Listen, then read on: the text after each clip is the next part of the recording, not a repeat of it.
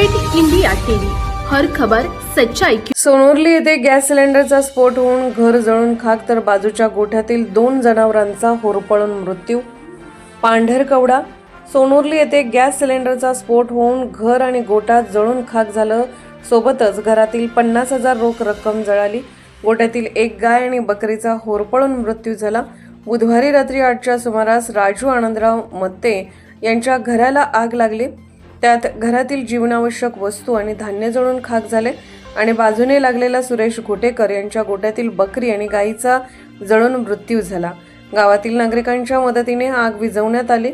राजू मत्ते यांच्या घराचे काम चालू होते, म्हणून ते राहण्याची व्यवस्था घराला लागून केली होती। गावातील पोलीस पाटील खरवडे यांनी वडकी पोलीस स्टेशनला माहिती दिली।